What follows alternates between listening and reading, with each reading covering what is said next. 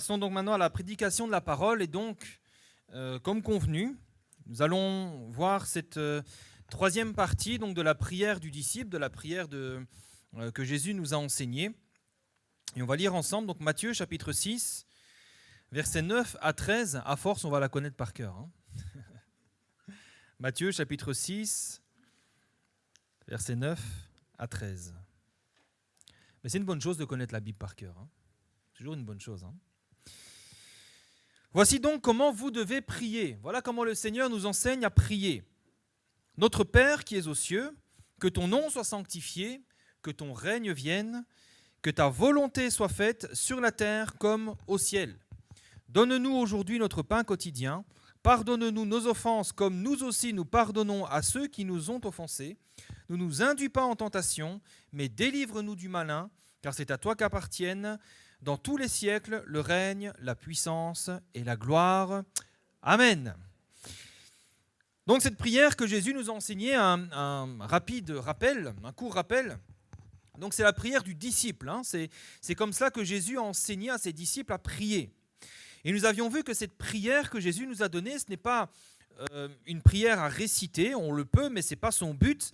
Le but de cette prière, Jésus nous a donné un modèle à suivre. Et nous avions vu que Jésus, juste avant, il va nous montrer comment ne pas prier. On avait vu les deux types donc, de prières. Il y a la prière du pharisien, nous ne devons pas prier comme les pharisiens, c'est-à-dire prier pour être vus, dans le souci d'être remarqués des autres. Et puis nous ne devons pas prier non plus à la manière des païens. Les païens, donc, ce sont tous ceux qui ne faisaient pas partie du peuple de Dieu, et les païens priaient d'une manière où ils rabâchaient sans cesse les mêmes mots, les mêmes formules, dans l'espoir d'obtenir quelque chose de leur Dieu. Et Jésus nous dit que nous ne devons pas prier de cette manière-là. Et puis donc il va nous enseigner comment prier. Et nous avions vu que la première chose, donc, c'est de centrer nos cœurs et nos pensées sur Dieu d'abord. Il y a les trois premières choses pour lesquelles nous prions, c'est centrer sur Dieu. Et ensuite, les trois dernières, c'est donc de remettre tous nos besoins à Dieu par des demandes simples et les plus précises possibles. Et ensuite, donc, nous avons commencé à voir les détails de cette prière, en commençant donc par le verset 9, où Jésus nous présente Dieu comme notre Père. Notre Père, nous avions vu que c'est un Dieu bienveillant, c'est un Père d'amour, un Père qui nous aime, qui se soucie de nous, contrairement au Dieu païen qui ne se souciait pas des hommes, qui étaient méchants, querelleurs, jaloux, etc. Jésus a précisé ensuite que Dieu, c'est notre Père, mais qui est aux cieux. C'est-à-dire qu'il possède un rang supérieur à nous. Il n'est pas un Père comme le Père qui nous a engendrés, mais il est dans le ciel, il est aux cieux. Autrement dit, Dieu n'est pas notre camarade. Et si nous pouvons nous approcher de lui, nous devons toujours nous approcher de lui avec crainte et respect, à cause de son rang. Et parce qu'il est aux cieux, nous l'avons vu, eh bien Dieu est aussi en tout point au-dessus des hommes.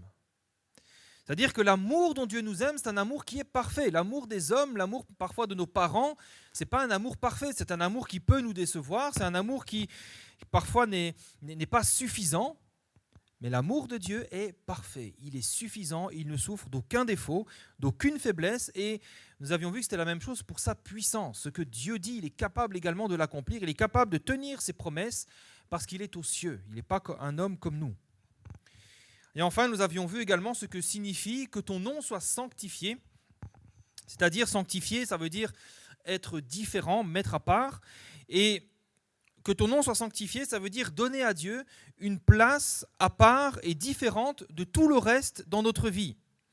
Ne pas faire de Dieu une occupation comme les autres, mais qu'il ait une place différente de tout le reste dans notre vie. Et nous avions terminé avec cette réflexion. Eh bien, quelle place j'accorde au Seigneur dans ma vie? Quand je prie, Seigneur, que ton nom soit sanctifié, est-ce que le nom du Seigneur a une place particulière dans ma vie? Quelle est la place que je donne à sa parole, à sa souveraineté dans ma vie, à sa seigneurie? Et ce matin, nous allons aller un peu plus loin, nous allons voir le verset 10, « Que ton règne vienne et que ta volonté soit faite sur la terre comme au ciel. » Jésus nous parle donc ici du règne et du royaume de Dieu. Que ton règne vienne. Le royaume de Dieu. C'est quoi le royaume de Dieu? Vous savez, le royaume de Dieu, c'est un des thèmes principaux du ministère de Jésus. Jésus a souvent parlé du royaume de Dieu. C'est ce qu'il prêchait dans Marc chapitre 1, verset 15, Jésus disait que le temps est accompli, le royaume de Dieu est proche, repentez-vous et croyez à la bonne nouvelle. Il prêchait le royaume de Dieu. Jésus a ensuite envoyé ses disciples pour prêcher également le royaume de Dieu. Dans Luc chapitre 9, verset 2, on ne peut pas faire plus clair que ça, il envoya ses disciples prêcher le royaume de Dieu et guérir les malades. Et puis Jésus nous enseigne également à chercher le royaume de Dieu. Il le prêche, il envoie ses disciples le prêcher, et puis il nous dit, cherchez le royaume de Dieu. Premièrement, le royaume et la justice de Dieu. Et toutes ces choses qui vous préoccupent, tous vos besoins, eh bien, toutes ces choses vous seront données par-dessus. Matthieu chapitre 6, verset 33. Alors, c'est quoi le royaume de Dieu? Eh bien, c'est très simple. C'est très très simple. Le royaume de Dieu, c'est simplement là où Dieu règne. Là où Dieu règne, c'est là son royaume. C'est là où Dieu a une pleine autorité. C'est là où la volonté de Dieu est faite. Et le royaume de Dieu, eh bien, il est premièrement au ciel. Le ciel est le royaume de Dieu. Dans Jean 18, 36, Jésus va dire, on l'accusait, Pilate l'accusait, et il va dire, parce que Pilate est en train de se moquer de lui, en train de dire, mais tu es roi, mais où est ton royaume? Et Jésus va dire, mais mon royaume n'est pas de ce monde. Répondit Jésus, si mon royaume était de ce monde, eh bien mes serviteurs auraient combattu pour moi afin que je ne sois pas livré aux Juifs. Mais maintenant, mon royaume n'est point ici-bas. Le royaume de Dieu, il est là-haut, dans le ciel. Et c'est là que Dieu règne d'éternité en éternité. C'est un règne qui n'a ni commencement ni fin, c'est un règne éternel. Et c'est un lieu, un royaume dans lequel toutes choses sont soumises à sa volonté. Dans le ciel, il n'y a que la volonté de Dieu qui se fait. Lamentation, chapitre 5, verset 19. « Toi, Éternel, tu règnes à jamais. Ton trône subsiste de génération en génération. » C'est un royaume où règne éternellement la paix et la justice et la sainteté de Dieu. Quand les séraphins sont... dans la Bible, il nous parle donc des séraphins qui sont là devant Dieu et qui disent « Saint, Saint, Saint est l'Éternel ».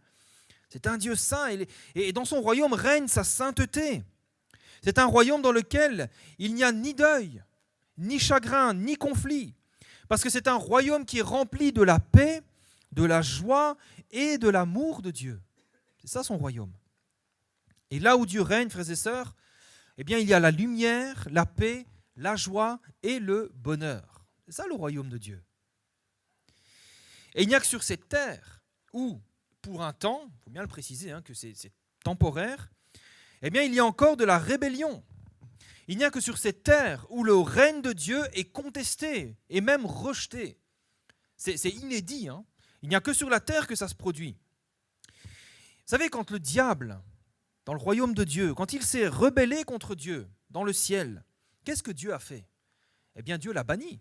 Dieu l'a banni définitivement de son royaume. Il l'a précipité sur la terre avec tous ses anges déchus.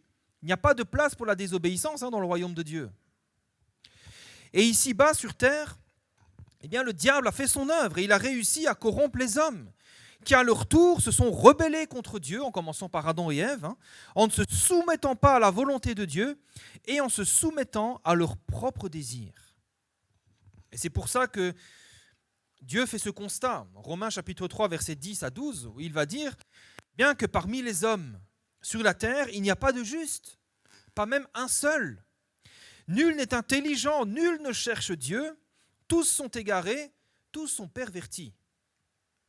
Il n'y en ait aucun qui fasse le bien, pas même un seul. »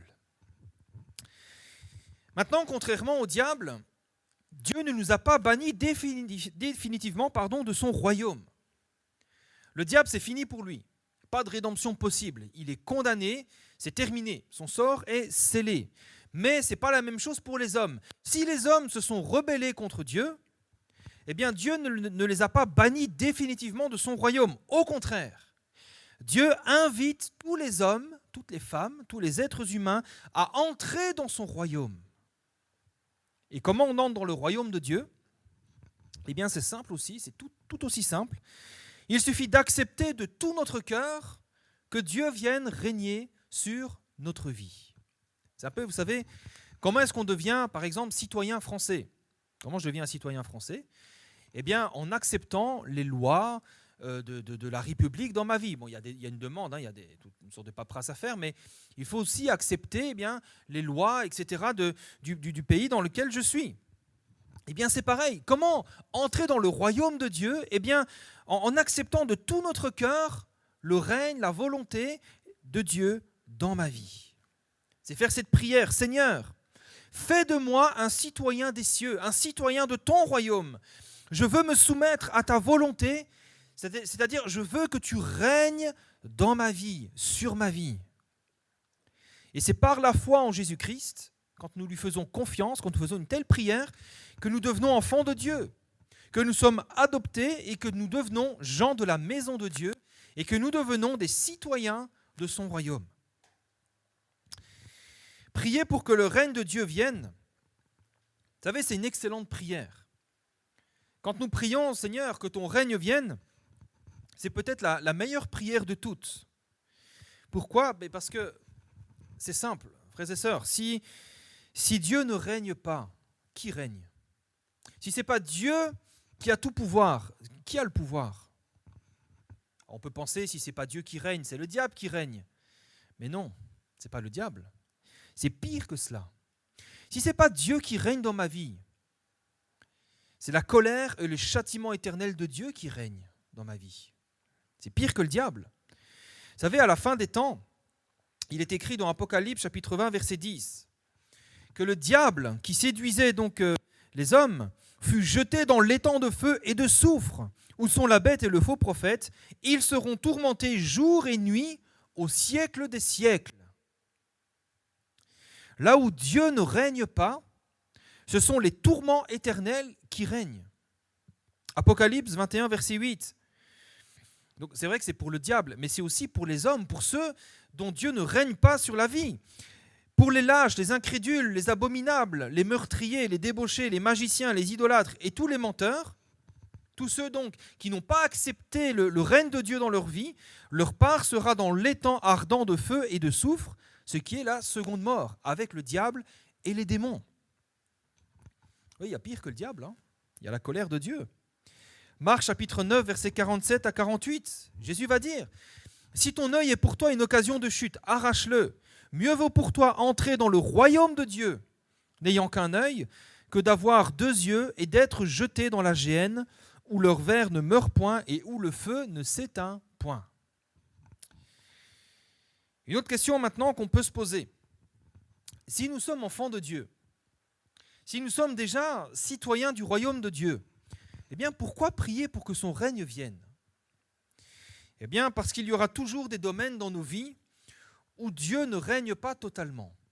Tant que nous sommes ici-bas sur terre, le royaume de Dieu n'est pas pleinement sur la terre, et il y aura toujours des domaines dans ma vie, dans mon cœur, où Dieu ne règne pas totalement et pleinement. Vous savez, Dieu n'impose pas son règne dans nos vies. Dieu n'est pas un dictateur qui s'impose par la force en disant « tu vas m'obéir ».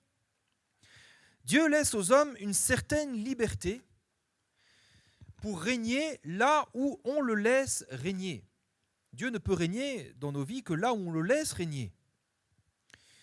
Il y a cette image dans Apocalypse 3,20 où Jésus dit « Voici, je me tiens à la porte et je frappe. Si quelqu'un entend ma voix et ouvre la porte, j'entrerai chez lui, je souperai avec lui et lui avec moi. » Oui, Jésus, il frappe à la porte. Jésus, il n'est pas là en train de dire « je défonce la porte ». Non, il frappe et il attend. C'est à nous d'ouvrir. Et si nous ouvrons, eh bien, il entrera et il fera régner sa gloire, sa paix, sa joie, le bonheur, la tranquillité et la vie éternelle. Il fera régner sa lumière dans nos vies. Mais c'est à nous de l'accepter, c'est à nous de l'accueillir, c'est à nous de lui ouvrir nos cœurs. C'est pour ça que nous faisons cette prière. Que ton règne vienne, Seigneur. Celui qui cherche à imposer son règne dans nos vies par la force, ce n'est pas Dieu, c'est le diable. Et il utilise toutes sortes de ruses, de séduction et de mensonges pour parvenir à ses fins. Et on remarque une chose. Vous savez, c'est très facile de s'éloigner du Seigneur. C'est très facile de... pour ça d'ailleurs qu'il y a tant de rétrogrades, malheureusement. C'est parce que c'est simple. Dieu ne nous met pas des chaînes. Mais vous remarquerez que quand le diable il tient une personne, il n'y a que la puissance de Dieu qui puisse dégager cette personne de l'emprise du diable. Et à quel prix parfois? À quel prix? Vous savez, Dieu ne s'impose jamais. C'est à nous de désirer son règne et son autorité dans nos vies. Et c'est peut-être ce qui rend la chose peut-être si difficile pour nous, c'est parce que c'est volontaire. Ça fait appel à notre volonté, et nous le verrons. C'est la suite de cette prière, que ta volonté soit faite. Vous savez, si je reprends le contrôle de ma vie, eh bien, Dieu me laisse libre. C'est un petit peu, vous savez, cette parabole du fils prodigue, dans Luc 15, il me semble.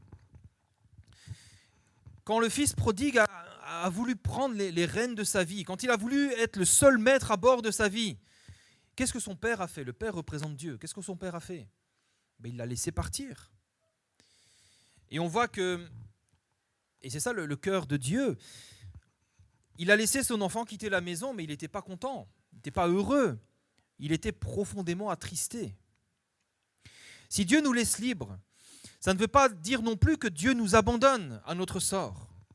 Même si parfois nous quittons la présence de Dieu, eh bien le Seigneur continuera sans cesse à chercher à nous attirer à lui par toutes sortes de conseils, d'avertissements et d'encouragements. La Bible nous parle que Dieu nous attire, il ne nous tient pas avec des chaînes, mais il nous attire par des cordages d'amour. Et ce Dieu nous cherche comme un berger cherche sa brebis perdue. Il est là, il la cherche, il l'attend. Alors, ce matin, cette prière de Jésus nous amène aussi à la réflexion suivante, à cette question que nous pouvons nous poser. Dans quelle sphère de ma vie Dieu ne règne-t-il pas encore? Dans quel domaine de ma vie Dieu ne règne-t-il pas totalement? Y a-t-il des choses où je veux encore garder le contrôle? Si ce n'est pas Dieu qui règne, sachons-le, c'est le péché et la mort qui règnent. Ce n'est pas forcément le diable, mais c'est surtout le péché et la mort, le jugement, la condamnation qui règnent. Et c'est ce qu'il y a de plus terrible. Alors ce matin, est-ce que nous voulons accepter le royaume de Dieu dans notre vie et dans notre cœur? Le royaume de Dieu, nous l'avons vu, c'est rempli de lumière, de joie, de paix. C'est l'amour de Dieu, c'est la paix de Dieu. Est-ce que nous voulons que ces choses règnent dans nos vies? Parce que nous avons tout à gagner si c'est Dieu qui règne dans nos vies. On arrive maintenant donc à la deuxième partie du verset 10. Que ta volonté soit faite. C'est similaire à que ton règne vienne, nous l'avons vu. Mais il y a quand même une chose particulière ici. Vous savez, avant d'aller plus loin, c'est intéressant de noter de quelle manière Jésus nous amène à prier pour que sa volonté soit faite dans notre vie. C'est-à-dire qu'il y a une progression. Quand vous lisez, il y a une progression. Une progression qui nous amène à la foi, à faire confiance au Seigneur. Jésus commence par nous présenter Dieu comme notre Père. Il va dire notre Père. Donc c'est-à-dire, ce n'est pas un Dieu qui est fâché. Ce n'est pas un Dieu dictateur. C'est un Père aimant. Nous n'avons pas à avoir peur de Dieu, puisqu'il est notre Père. Ce Père aimant, ensuite, Dieu nous dit qu'il est aux cieux, c'est-à-dire qu'il est parfait. Il ne partage pas les faiblesses des hommes. Et puis Jésus va dire que ton nom soit sanctifié. Jésus nous montre que c'est un Père dont le nom est digne d'être sanctifié dans nos vies à cause de ce qu'il est. Un Dieu tout-puissant, un Dieu juste, un Dieu fidèle. Et c'est seulement après nous avoir révélé tout cela que Jésus nous dit maintenant de prier pour que sa volonté soit faite. Autrement dit, Jésus nous invite à réaliser qui Dieu est pour que nous puissions avoir suffisamment confiance en lui pour désirer que sa volonté soit faite. Autrement dit, Jésus nous présente Dieu comme un Dieu bienveillant. Parce qu'un Dieu si bienveillant qui n'a que de bonnes intentions envers moi, moi je désire que sa volonté soit faite. Un Dieu qui est parfaitement juste, parfaitement sage, un Dieu saint, un Dieu dont le nom est au-dessus de tout nom, un Dieu qui a sa demeure dans les cieux, qui ne souffre d'aucune faiblesse, qui n'a aucune malice en lui, mais moi je désire que sa volonté soit faite. Par contre, il y en a dont je ne désire pas que la volonté soit faite. Ce sont les méchants, ce sont les voleurs, ceux dont le cœur est rempli de haine, de violence et de malice. Eux, je ne veux pas que leur volonté soit faite, puisque ça va me faire du mal.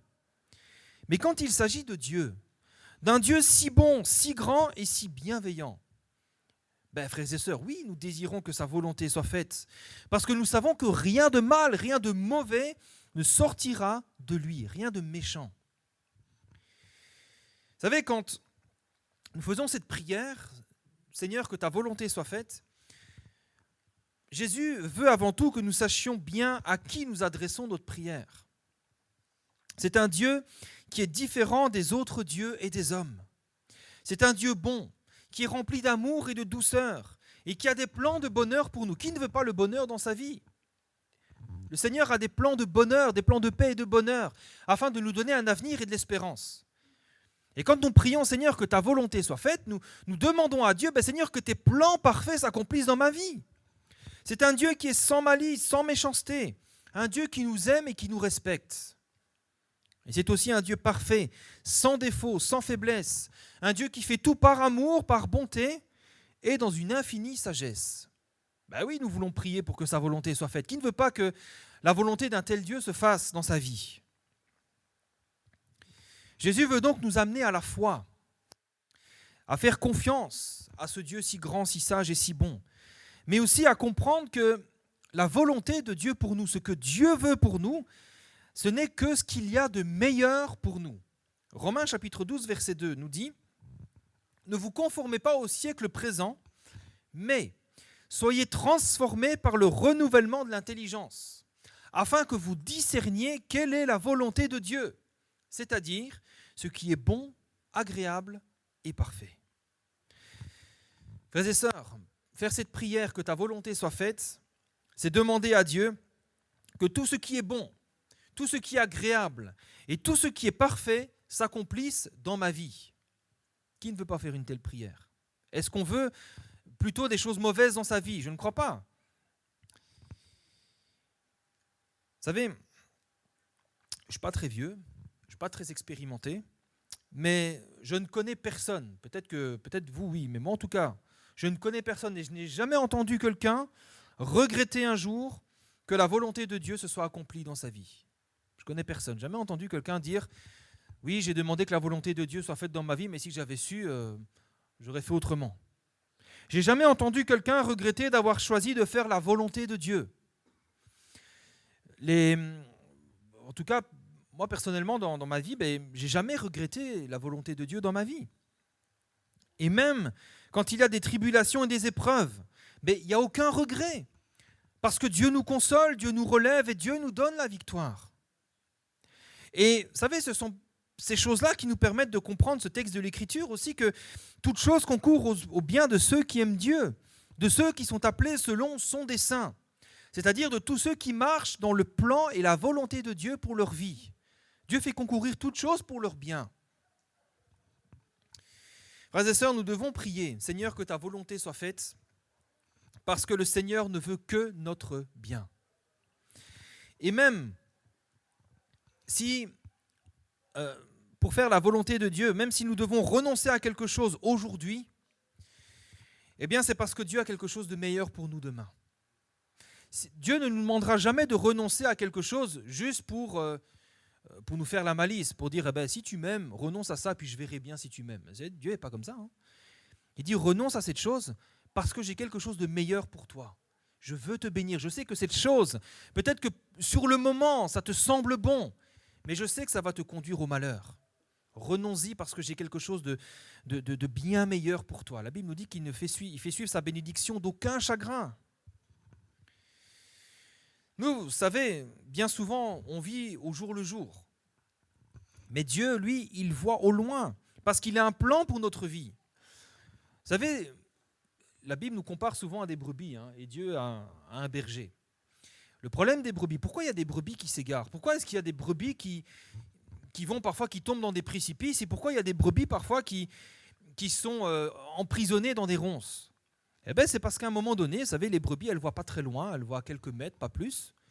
Les brebis, à un moment donné, elles sont sur le chemin, le berger les conduit dans les verts pâturages, et puis elle est là sur son chemin avec les cailloux, elle dit c'est pénible, et puis qu'est-ce qu'elle voit? Elle voit une petite touffe d'herbe, et puis elle y va.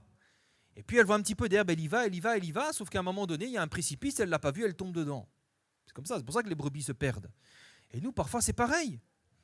On voit un petit peu d'herbe verte, on y va, et comme dit la Bible, telle voie paraît droite à un homme, mais son issue, c'est la mort. Dieu, lui, il voit loin. Nous ne voyons pas loin. On vit parfois au jour le jour, mais Dieu, il voit loin, parce qu'il a un plan pour notre vie, un plan de bonheur. Et tout ce que le Seigneur nous dit, c'est « fais-moi confiance ». C'est pour ça que nous prions que ta volonté soit faite. Ça veut dire, Seigneur, j'ai confiance en toi. Je ne veux rien d'autre que ta volonté parce que je sais que c'est ce qu'il y a de meilleur pour moi. C'est un peu aussi comme l'histoire de Joseph. Quand il a été vendu par ses frères, quand il a été jeté en prison injustement, peut-être que sur le moment, il ne comprenait pas ce que Dieu était en train de faire. Mais lorsqu'il a été élevé au rang le plus haut en Égypte, lorsque Dieu lui a donné une position telle qu'il a eu le pouvoir de sauver toute sa famille, de les bénir et de leur rassurer un avenir en sécurité, eh bien là, Joseph a enfin compris le plan de Dieu. Et est-ce que c'était une bonne chose ? Ben oui. Alors nous avons raison de prier pour que la volonté de Dieu soit faite dans notre vie, parce que nous ne le regretterons jamais. Les regrets, ils viennent d'où ? Bien souvent, les regrets, ils viennent quand nous n'en faisons qu'à notre tête. Quand nous sommes bornés, quand nous suivons nos propres idées, nos propres raisonnements, on se dit « oui, je sais, c'est ça que je veux parce que je sais que c'est ça qui est bon pour moi ». Là, parfois, on se plante, on tombe, on chute, on est malheureux, on est triste et on a des regrets. Le fils prodigue, pourquoi il a eu des regrets ? Parce qu'il a suivi sa propre idée. Il est allé là-bas dans ce pays où il a dépensé tout l'argent que son père avait gagné, que son père lui avait donné. Il a tout dépensé. Et là, quand il menait une brillante et joyeuse vie, là, il n'y avait aucun regret. Sauf qu'à un moment donné, comme il n'est pas maître des temps, des circonstances, à un moment donné, il y a eu la famine, il était à sec et il faisait pitié. Il était dans le parc cochon et les cochons mangeaient mieux que lui. Quelle honte! Là, il y a eu des regrets. Et là, il est revenu vers son père. Les regrets, c'est quand nous n'en faisons qu'à notre tête, pas quand nous suivons la volonté du Seigneur. Jésus nous enseigne donc à prier que ta volonté soit faite, et il va ajouter ensuite, sur la terre comme au ciel. Et cette petite phrase est très importante, que ta volonté soit faite sur la terre, parce qu'elle nous engage envers Dieu. Je vais vous expliquer, vous allez comprendre. Que ta volonté soit faite sur la terre. Vous savez, Dieu a choisi d'accomplir sa volonté sur la terre comment ? Avec qui ? Eh bien, avec nous. C'est nous que Dieu a choisi pour accomplir sa volonté sur la terre. Dieu nous a rendus participants à son œuvre ici-bas. Et quelle est la volonté de Dieu sur la terre ? Qu'est-ce que Dieu veut sur la terre ? C'est quoi la volonté de Dieu sur la terre ? Mais par exemple, 1 Timothée chapitre 2, verset 4, il est dit que Dieu veut que tous les hommes soient sauvés et parviennent à la connaissance de la vérité. Rappelez-vous, le règne de Dieu. Satan a été banni du royaume de Dieu. Ces anges déchus, les démons, ont été bannis du royaume de Dieu, mais pas les hommes. Dieu ouvre son royaume aux hommes.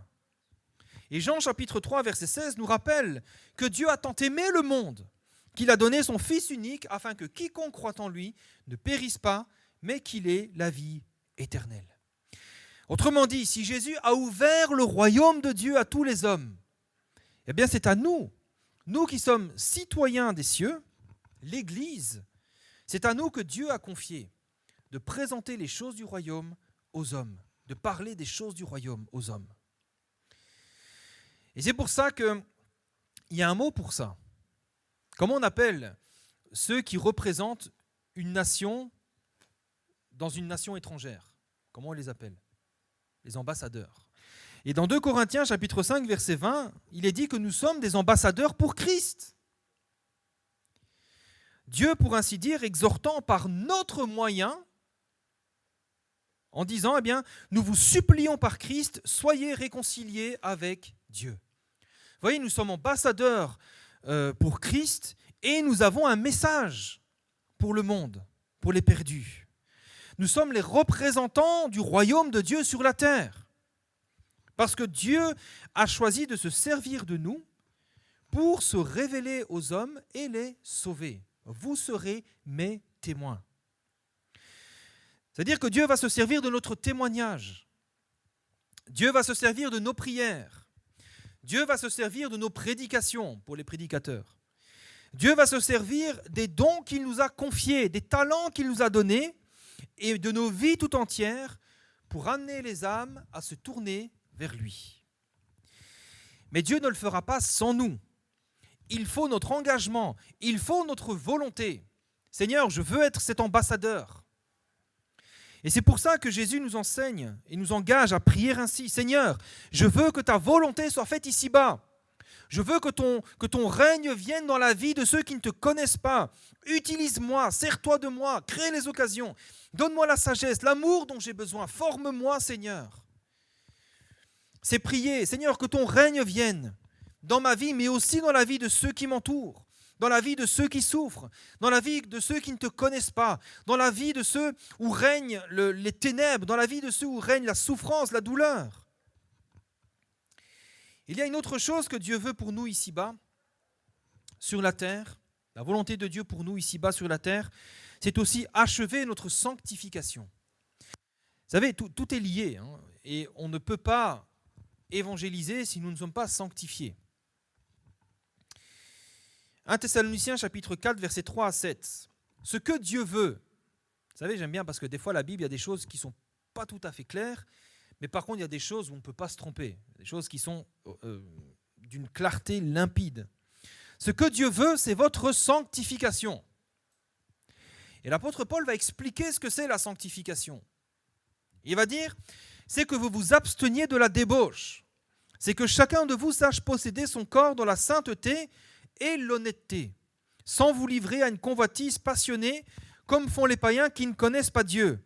C'est que personne n'use envers son frère de fraude et de cupidité dans les affaires, parce que le Seigneur tire vengeance de toutes ces choses, comme nous l'avions déjà dit et attesté. Car Dieu ne nous a pas appelés à l'impureté, mais à la sanctification. La sanctification, quelque part, c'est chercher à devenir de plus en plus un citoyen du royaume de Dieu. C'est-à-dire, ce n'est plus vivre selon le train de ce monde, mais en vivant selon la volonté de Dieu. C'est le rôle d'un ambassadeur. Il représente son pays dans une terre étrangère, et nous aussi, nous sommes étrangers sur cette terre, et nous ne devons pas nous conformer aux us et coutumes du monde dans lequel nous sommes. Nous devons nous conformer aux lois et aux commandements du Seigneur. La sanctification, frères et sœurs, c'est quand Dieu règne de plus en plus dans ma vie. C'est quand Dieu règne de plus en plus dans mes habitudes, dans mon comportement, dans mes pensées. À l'image de l'apôtre Paul qui a pu écrire, Galates 2:20, « J'ai été crucifié avec Christ. Et si je vis, ce n'est plus moi qui vis, c'est Christ qui vit en moi. » Vous savez, la sanctification, c'est quand nous ressemblons de plus en plus à Christ et de moins en moins au monde. Ça fait de nous de meilleurs ambassadeurs, ça fait de nous de meilleurs témoins, de meilleurs citoyens du royaume de Dieu. Vous savez, quand vous voyez l'ambassadeur d'un pays, vous voyez le pays. Ne fût-ce que dans la manière de se tenir, on se dit, lui, par exemple, je sais pas, c'est pas raciste ou autre, mais je dis, lui, c'est un Anglais. Bon. C'est l'ambassadeur d'Angleterre. On voit, il y a une tenue, il y a une manière de parler, de se tenir, ça se voit, c'est visible. Eh bien, la sanctification nous fait de plus en plus ressembler à Christ et de moins en moins au monde. Vous savez, il n'y a rien de pire pour le royaume de Dieu que quelqu'un qui se dit chrétien, qui dit je suis citoyen du royaume de Dieu, mais qui se comporte comme les gens du monde, où il n'y a pas de différence. On se dit, c'est ça le royaume de Dieu ? C'est comme le royaume des ténèbres, c'est pareil alors. Il n'y a rien de plus terrible. Vous savez, le règne de Dieu dans nos vies, c'est pour ça aussi que nous prions, Seigneur, que ton règne vienne, parce que le règne de Dieu dans notre vie nous transforme, nous rend différents. Nous devenons, comme Jésus l'a dit, le sel de la terre et la lumière du monde. C'est fou, hein ? Nous qui étions ténèbres, maintenant nous devenons la lumière du monde. Parce que c'est ça le règne de Dieu. Le règne de Dieu, c'est la lumière, c'est l'amour, c'est la paix, c'est la joie, c'est la patience, c'est tout le fruit de l'esprit. Mais si ce fruit n'est pas visible en nous, comment on peut être des bons ambassadeurs de Christ ? Si ces choses ne sont pas visibles à travers nous, comment on peut dire que nous sommes citoyens du royaume de Dieu ? Alors la sanctification, c'est tout d'abord l'œuvre de Dieu dans notre vie. Dans Jean 15, verset 2, Jésus va dire que tout sarment qui est en moi et qui ne porte pas de fruit, il le retranche, mais tout sarment qui porte du fruit, eh bien, il l'émonde afin qu'il porte encore plus de fruits. Il y a une progression, il y a une amélioration. Le Seigneur va nous transformer, il va faire cette œuvre pour nous transformer davantage. Mais cette œuvre, Dieu ne la fera pas sans nous. C'est pour ça que nous prions pour que sa volonté soit faite aussi sur la terre, parce que cette œuvre, Dieu ne la fera pas sans nous.